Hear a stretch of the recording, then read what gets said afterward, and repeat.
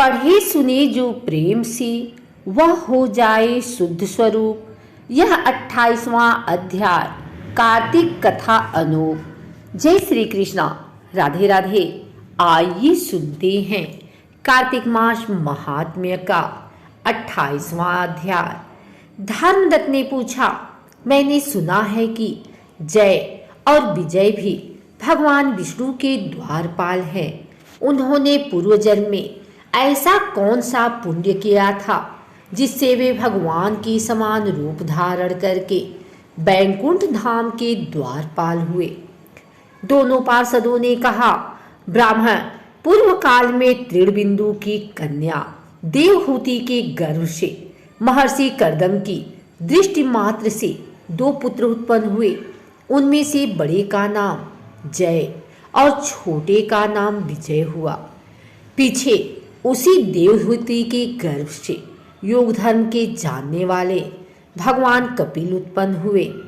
जय और विजय सदा भगवान की भक्ति में तत्पर रहते थे। वे नित्य अष्टाक्षर मंत्र का जप और वैष्णव व्रतों का पालन करते थे। एक समय राजा मरुत ने उन दोनों को अपने यज्ञ में बुलाया। वहां जय ब्रह्मा बनाए गए और विजय आचार्य। उन्होंने यज्ञ की संपूर्ण विधि पूर्ण की। यज्ञ के अंत में अभृत स्थान के पश्चात राजा मरुत ने उन दोनों को बहुत धन दिया। धन लेकर दोनों भाई अपने आश्रम पर गए। वहां उस धन का विभाग करते समय दोनों में परस्पर लाग डांट पैदा हो गई। जय ने कहा, इस धन को बराबर बराबर बांट लिया जाए। विजय का कहना था, नहीं, जिसको जो मिला है वह उसी के पास रहे। तब जय ने क्रोध में आकर लोभी विजय को श्राप दिया, तुम ग्रहण करके देते नहीं हो, इसलिए ग्राह अर्थात मगरमच्छ हो जाओ। जय के श्राप को सुनकर विजय ने भी श्राप दिया, तुमने मद से भ्रांत होकर श्राप दिया है, इसलिए तुम मातंग अर्थात हाथी की योनि में जाओ। तत्पश्चात उन्होंने भगवान से श्राप निवृत्ति के लिए प्रार्थना की। श्री भगवान ने कहा, तुम मेरे भक्त हो, तुम्हारा वचन कभी असत्य नहीं होगा। तुम दोनों अपने ही दिए हुए इन श्रापों को भोग कर फिर से मेरे धाम को प्राप्त होगे। ऐसा कहकर भगवान विष्णु अंतर ध्यान हो गए। तदंतर वे दोनों गंड नदी के तट पर ग्राह और गज हो गए। उस योनि में भी उन्हें पूर्व जन्म का स्मरण बना रहा और वे भगवान विष्णु के व्रत में तत्पर रहे। किसी समय वह गजराज कार्तिक मास में स्नान के लिए गंड नदी गया तो उस समय ग्राह ने श्राप के हेतु को स्मरण करते हुए उस गज को पकड़ लिया। ग्राह से पकड़े जाने पर गजराज ने भगवान रमानाथ का स्मरण किया। तभी भगवान विष्णु शंख चक्र और गदा धारण किए वहां प्रकट हो गए। उन्होंने चक्र चलाकर ग्राह और गजराज का उद्धार किया और उन्हें अपने ही जैसा रूप देकर बैकुंठ धाम को ले गए। तब से वह स्थान हरि क्षेत्र के नाम से प्रसिद्ध है।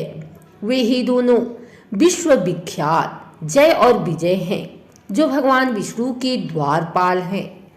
धर्मदत्त, तुम भी ईर्ष्या और द्वेष का त्याग करके सदैव भगवान विष्णु के व्रत में स्थिर रहो। समदर्शी बनो। कार्तिक, माघ और वैशाख के महीनों में सदैव प्रातः काल स्नान करो। एकादशी व्रत के पालन में स्थिर रहो। तुलसी के बगीचे की रक्षा करते रहो। ऐसा करने से तुम भी शरीर का अंत होने पर भगवान विष्णु के परम पद को प्राप्त होगे।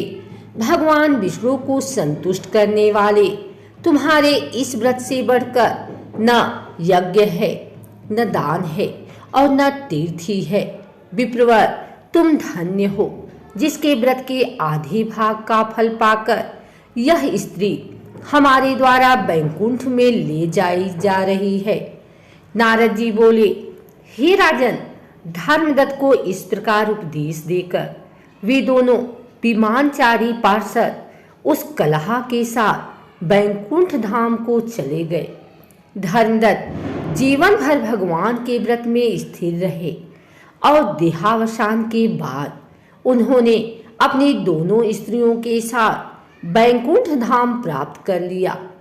इस प्राचीन इतिहास को जो सुनता है और सुनाता है वह जगत गुरु भगवान की कृपा से उनका सानिध्य प्राप्त कराने वाली उत्तम गति को प्राप्त करता है। अगर आपको हमारी वीडियो अच्छी लगी हो तो इसे लाइक करें, कमेंट करें, शेयर करें।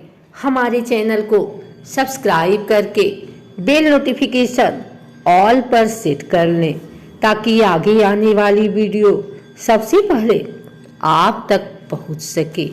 धन्यवाद।